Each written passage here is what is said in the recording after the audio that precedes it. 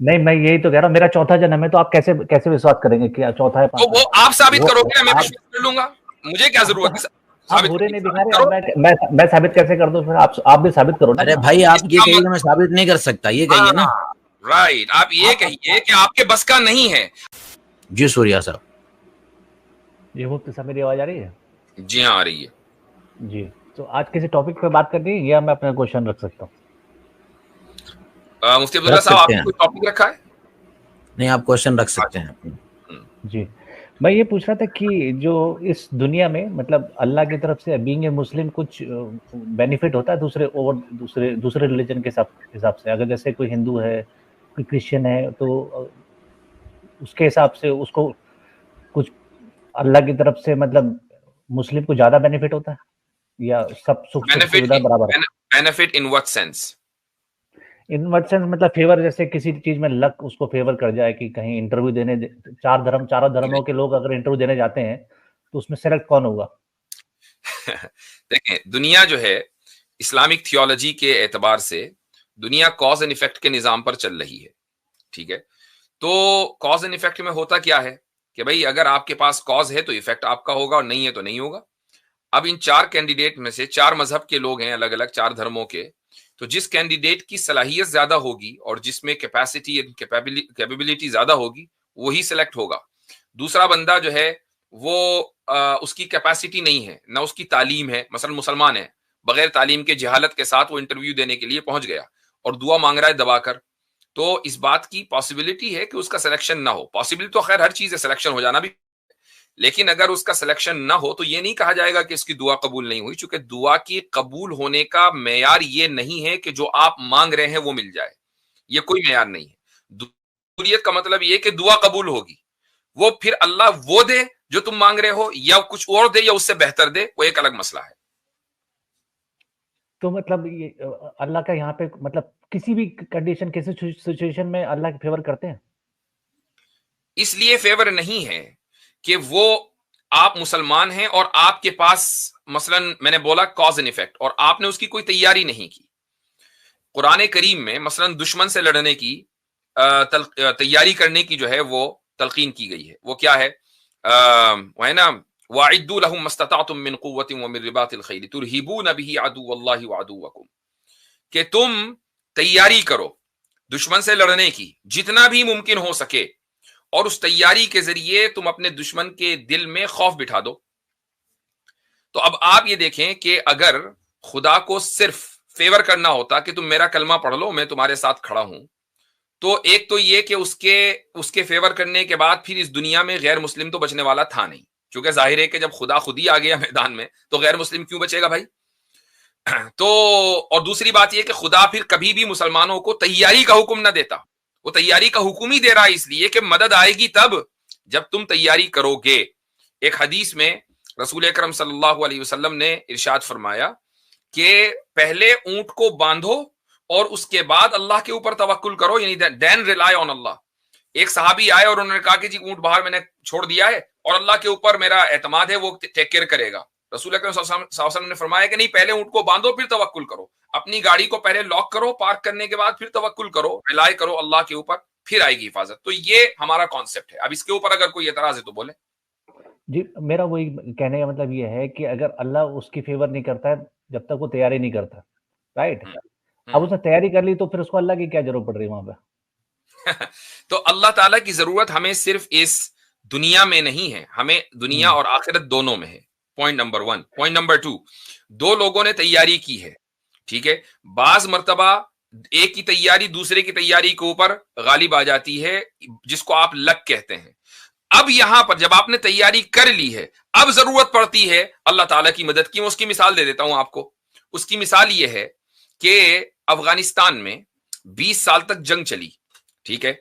किसकी चली? अफगानियों की, जिनके पास ना कोई टेक्नोलॉजी थी ना हथियार, वो खुद बना रहे थे, लेकिन वो जैसी कैसी तैयारी करते रहे, लड़ते रहे, अल्लाह के ऊपर भरोसा करते रहे। तो उन्होंने एक नहीं, दुनिया की 3-3 सुपर पावर्स को अपनी हिस्ट्री के अंदर शिकस्त दी है। It's the graveyard of the empires. तो ये इसीलिए नहीं बना, वो इसलिए बना कि वो लोग हमेशा से तैयारी करते आए हैं और अल्लाह के ऊपर एतमाद करते आए हैं। ये उसकी मिसाल है। तो नहीं, जैसे मतलब आप ये कह रहे हो कि मोस्टली इन मोस्ट केसेस में नहीं सारे तो अब ये बात, अब इस मिसाल से बात वाजे हो गई ना कि तैयारी करने के बाद नतीजा कैसे निकलता है। नतीजा ओवरनाइट नहीं निकलता, बाज मर्तबा नहीं, थोड़ा तो लंबा तैयारी अगर अगर अगर दूसरे दूसरे धर्म का बंदा ज्यादा तैयारी करके आएगा तो सक्सेस तो तो उसे भी आपने मिलेगी देखा, ना। तो आप देख लीजिए ना, पूरी दुनिया ने अफगानिस्तान के ऊपर मिलकर हमला किया था, क्या उनकी तैयारी कम थी या ज्यादा थी? ज्यादा ही थी। नहीं, वैसे तो हर बहुत सारे केसेस में मुसलमान हारता भी है, तो आप वहां पे हारता भी है, तैयारी करके बिल्कुल हार मैं गए। कह रहा हूं, चूंकि हारता भी है, लेकिन हारने के बाद अगर घर बैठ गया तो वो हार मुकद्दर रहेगी। लेकिन अगर हारने के बाद वापस वो मेहनत करता रहे, कोशिश करता रहे, तैयारी करता रहे, तो एक ना एक दिन उसके हाथ फतह लगनी है। ये है वादा अल्लाह ताला का। अल्लाह ने तो मदद नहीं करी ना उसकी। मैं, मेरा कहने का मतलब ये है, फिर तो जब वो नहीं, मेहनत ये करके असल में मदद जाहिर क्यों समझ रहे हैं? मदद का एक ही कंसेप्ट क्यों आपने बना रखा है कि मदद का मतलब ये है कि भाई वो ऊपर होना चाहिए या सामने वाला जो है वो नहीं, नीचे होना चाहिए, मेरा या मैं अपने मैं अपने। एक बात पूछता हूं, खुदा मैं को, एक पॉइंट रख देता हूँ एक यहाँ पे मिनट, थोड़ा रुक सा। जाइए, रुक जाइए सूर्या भाई, एक मिनट रुक जाए। हमारे एतबार से, आपके एतबार से नहीं, हमारे एतबार से हम अल्लाह ताला को कादिर मुतलक यानी ऑमनीपोटेंट एंड ऑल पावरफुल समझते हैं कि नहीं समझते? हमारे एतबार से आप लोग तो समझते हैं। समझते हैं। ऑल पावरफुल का मतलब क्या है? ऑल पावरफुल का मतलब यह है कि जिसकी कुदरत में और ताकत में हर चीज हो, वो इरादा करे और वो हो जाए। इदा अराद शैअन यकूल लहू कुन फयकून, कुरान में है कि जब वो, खुदा की जात ऐसी है कि जब वो किसी चीज का इरादा करता है तो कुन कहते ही वो चीज हो जाती है।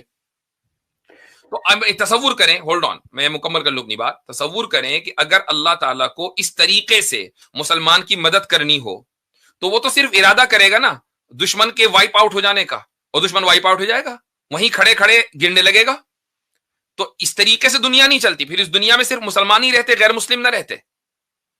लेकिन अल्लाह ताला का एक निजाम है, इस निजाम में अच्छाई भी है और बुराई भी है। कभी बुराई गालिब आ जाती है, कभी अच्छाई गालिब आ जाती है, और उसके अपने अपने रीजंस होते हैं। अल्लाह ताला उस रीजन के अंदर, उस कॉज एंड इफेक्ट के निजाम में डायरेक्टली इंटरफेयर नहीं करता। जब इंटरफेरेंस होता है तो वो उस वक्त होता है जब दुनिया में नबी मौजूद हो। अगर नबी मौजूद नहीं तो इंटरफेरेंस नहीं होता। तो इस दुनिया में मतलब अल्लाह के हिसाब से, अल्लाह मियाँ के हिसाब से सारे बराबर हैं। इस दुनिया में दुनिया की तरक्की के एतबार से वो आगे जाएगा कि जो दुनिया की तरक्की के लिए मेहनत करेगा। आखिरत की तरक्की के लिए वो आगे जाएगा जो आखिरत की तरक्की के लिए मेहनत करेगा। अब मसलन हम मुसलमान फिलहाल दुनियावी तरक्की में हम पीछे हैं, हमें इस बात का एतराफ है कि वेस्ट जो है हमसे बहुत आगे है और हम दुनियावी तरक्की में पीछे रह गए हैं। लेकिन उखरवी तरक्की में, यानी आखिरत की तरक्की के एतबार से हमें इस बात का यकीन है कि आगे हमें जाना है, चूंकि हमारी जो थियोलॉजी है उसका मुकाबला आप या कोई वेस्ट में बैठकर नहीं कर सकता। नहीं तो आप, आपके हिसाब से हमारे जैसे क्रिश्चियन में उनके हिसाब से वो हेवन में जाएंगे, हमारे हिसाब से हम स्वर्ग में जाएंगे, आपके हिसाब से अपने आप जन्नत में जाओगे। तो हर कोई तो अपने हिसाब से बेस्ट जगह जा रहा है। तो वहां भी अल्लाह ने क्या ऐसा बेस्ट दिया? आप तो स्वर्ग नहीं जा रहे हैं ना, आप तो दोबारा दुनिया ही में आ रहे हैं। आप कहां जा रहे हैं? स्वर्ग। हमारे यहाँ मतलब मोक्ष भी हो गया ना, मोक्ष तो मिल जाता है, तो हम हमारा ठीक है, मतलब दुनिया में सोयो मर्तबा पैदा होने के बाद मोक्ष मिला, पता नहीं कब, कितनी मर्तबा पैदा होने के बाद, कितनी मर्तबा पैदा होने के बाद मिलता है मोक्ष। नहीं तो जन्नत भी आपको, मैंने सुना है कि डायरेक्ट नहीं मिलता, वो पहले कब्र में कई 100 साल और वो साल उसमें वहां पड़े रहने, वो आपके हिसाब से नहीं है, जो आपके हिसाब से नहीं है। यानी इस दुनिया के बाद जाहिर है कि कहीं ना कहीं आप जाएंगे, वहां तक पहुंचने के लिए कोई ना कोई रास्ता आपको कवर करना है। लेकिन हमें, आपको ये बताइए कि जन्म कितने लेने पड़ते हैं मोक्ष तक पहुंचने के लिए? वो एक जन्म में भी हासिल कर सकते हैं, एक जन्म में भी हासिल कर सकते हैं। तो इसका मतलब ये है कि अगला जन्म कोई जरूरी नहीं है। बिल्कुल जरूरी नहीं है। ये अपनी बात है। अपने घर की बातें करते हैं या आपका ये वो है अकीदा? हमारा जो लास्ट ये जो आपका जन्म चल रहा है, ये पहला है कि दूसरा कि तीसरा? इसकी नॉलेज हमें तो ना रहेगी। इसकी नॉलेज आपको नहीं है, क्योंकि आपको अब देख लीजिए कि जो अगले जन्म का या जो मल्टीपल जन्म की जो आपकी जो थियोलॉजी है वो इतनी कमजोर है कि उसको आप कभी साबित नहीं कर सकते हैं। तो आप मुझे बताइए, लॉजिकली साबित नहीं हो सकती है। उसकी वजह यह है कि आपका जो ये जन्म है, आपका जो ये जन्म है वो पिछले जन्म के या तो अच्छे कामों का नतीजा या बुरे कामों का नतीजा है। आपको ना तो आपको पिछला जन्म ही याद नहीं, चाहे जाए कि उसमें किए हुए अच्छे या बुरे काम याद हो, तो आप स्वर्ग जाएंगे ये तो आप छोड़ दीजिए। अब आ जाए क्रिश्चियंस के ऊपर कि भाई क्रिश्चियन जो है वो पैराडाइज जाएंगे या नहीं जाएंगे। पैराडाइज और जन्नत, जन्नत को यानी अंग्रेजी में पैराडाइज बोलते हैं, पैराडाइज को अरबी में जन्नत बोलते हैं। ये दोनों जगह एक ही हैं। जाना किसने है? जाना उसने है जो अल्लाह की और अल्लाह के रसूलों की बात माने। अगर ईसाई हजरत ईसा अलैहिस्सलाम की तालीमात पर अमल करें तो आज भी जन्नत में जाएंगे, लेकिन मसला यह कि उन्होंने हजरत ईसा अलैहिस्सलाम की तालीमात पर अमल न करके उनको खुदा का दर्जा दे दिया। अगर हम मुसलमान रहकर रसूल अकरम सल्लल्लाहु अलैहि वसल्लम को खुदा का दर्जा दे दें तो हम भी जन्नत में नहीं जाएंगे, हमारा मुकद्दर भी जहन्नम होगा। हमारे लिए भी जरूरी है कि हम रसूल को वही पोजीशन दे जो रसूल की है, उस पोजीशन से न बढ़ाएं। नहीं मुफ्ती साहब, आप मेरे से पूछ रहे हैं कि अब मैं पिछले जन्म में क्या था, तो मैं आपसे पूछता, आप मुझे एक हूर दिखा दें तो फिर मैं भी इस्लाम धारण करूं आज। सूर्या साहब नहीं, ये देखें, एक मिनट जाइए, ये फालतू का सवाल है। क्योंकि हमने अगर ये दावा किया होता कि हमें इस दुनिया में हूर मिलेगी तो हम इस दुनिया में दिखा देते, ठीक है? तो हमारे रुक जाइए, लेकिन हम उस हूर को अकली बुनियादों पर, रैशनल बुनियादों पर साबित कर सकते हैं। आप मुझे रैशनल बुनियादों पर अगला जन्म साबित कर दीजिए, चूंकि आपका अगला और पिछला जन्म इसी दुनिया में होना है, तो इस दुनिया की जो चीज है उसको रैशनल और इंपेरिकल डेटा की बुनियाद पर साबित करें। हूर को हम इस दुनिया में मानते ही नहीं। हम इस दुनिया की बात ही नहीं कर रहे ना, हम तो अगले ऊपर की दुनिया की भाई आप अगला जन्म आपका कहाँ होगा? अगला जन्म आपका मार्स में तो नहीं होगा आपका। अगर ये आपका अगला जन्म अगर होगा तो इसी दुनिया में होगा, और अगर ये वाला जन्म आपका दूसरा या तीसरा है तो इसी दुनिया में पिछले जन्म भी हुए थे। तो जब जो चीज इसी दुनिया में हुई है उसका एम्पेरिकल डेटा या कम से कम उसका कोई रैशनल जो आर्ग्यूमेंट है वो आप दीजिए। जो चीज इस दुनिया में हुई है उसी का दे दीजिए ना, अगली दुनिया का क्या पूछना। मैं तो इस दुनिया की बात कर रहा हूं। नहीं, मैं यही तो कह रहा हूं, मेरा चौथा जन्म है, तो आप कैसे विश्वास करेंगे कि चौथा है? तो वो आप साबित करोगे, मैं विश्वास कर लूंगा, मुझे क्या जरूरत है? आप बुरे नहीं दिखा रहे, मैं साबित कैसे कर दूं? फिर आप भी साबित करो। अरे भाई आप ये कहिए मैं साबित नहीं कर सकता, ये कहिए ना। राइट, आप ये कहिए कि आपके बस का नहीं है, आप सिर्फ विश्वास करते हैं चूंकि आपके पंडितों ने आपको बता दिया, वरना आपके बस का नहीं है कुछ भी साबित करना। यही आपकी थियोलॉजिकल बैंकरप्सी है। इसी को मैं कह रहा हूं कि हमारी थियोलॉजी के सामने आप तो कहीं टिकते ही नहीं है। हाँ, यहूदी ईसाइयों से डिबेट कर ले तो बात समझ में आती है। आप भैया एक बात सुने, अभी चंद सालों पहले तक सनातन धर्म की थियोलॉजी को तो कोई पूछता भी नहीं था। आप लोग इर्रेलेवेंट थे और आज भी इर्रेलेवेंट हैं, क्योंकि आपकी थियोलॉजी के अंदर इतने होल्स हैं। पॉइंट ये है कि आप अपनी बुनियादी कॉन्सेप्ट को अकली बुनियादों पर साबित नहीं कर सकते। That is the problem. तो आप और जितनी भी एक मिनट और जितनी भी चीज आपने कही है हम क्यों प्रूफ करेंगे भाई? दावा आपका है तो दलील आपको ही देनी पड़ेगी। दूसरी बात ये है कि आपने जो अपने मुंह से जितनी बातें कह दी उस पर भी आप जो है वो रेफरेंस और जो एविडेंस नहीं ला सकते कि भाई एक जन्म के बाद भी वो स्वर्ग में जा सकता है। ये मुसीबत आपने खुद ही अपने पैर पर ले ली है। क्या आप साबित कर सकते हैं इसको? पहली बात ये कि आप जन्म ही नहीं साबित कर सकते। अपना कुछ साबित नहीं कर रहे, आप मेरे को कह रहे मैं साबित करूं। आप भैया अगले जन्म का दावा आपका है, ठीक है? अगले जन्म का दावा आपका है, हमारा नहीं है, तो हमें साबित करना नहीं करना है। और रही बात हूरों की, तो हूर का हमारा दावा ये नहीं कि इस दुनिया में मिलेगी, अगली दुनिया में मिलेगी। तो अब आपने जो इस दुनिया का दावा किया है उस दुनिया के बारे में बात करें ना, चूंकि रहना तो अभी आपको और हमें यहीं पर है। अगला जन्म आपका यहीं होगा, कोई मार्स और चांद पे तो होने का नहीं, या चंद्रयान 3 के साथ जो है अगला जन्म भी चंद्रयान पे होगा। नहीं तो आप मेरे से पिछले जन्म के कैसे पूछ रहे? वो तो दूसरे बात है। पिछला जन्म आपका इसी दुनिया में हुआ ना, कहीं और तो कुछ भी। अब वो कैसे कहीं भी हो सकता है?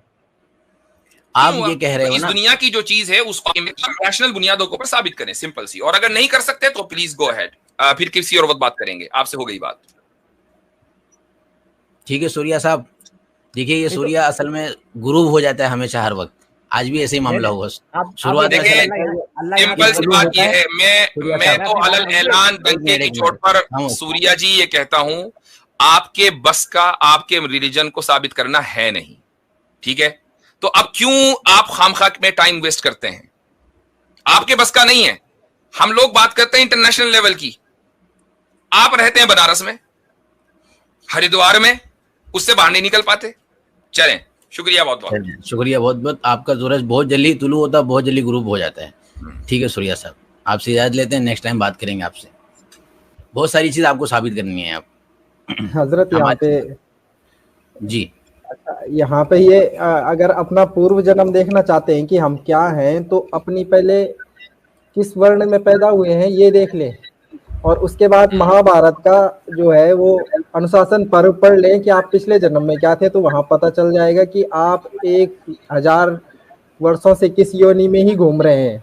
तो वहां से आपको पता चल जाएगा। और अगर और ज्यादा देखना है तो फिर विशुद्ध मनुस्मृति देख लीजिए, उसमें लिखा है कि कौन क्या बनता है। मैं बताऊंगा नहीं यहाँ पे, काफी लंबी चौड़ी है वो। तो आप वहां अच्छा। जाके देखिए, फिर देखिए कि यहाँ आप किस जन्म में और किस वर्ण में पैदा हुए हैं। अगर शूद्र में हुए हैं तो फिर तो आपका भगवान ही भला करे। सही।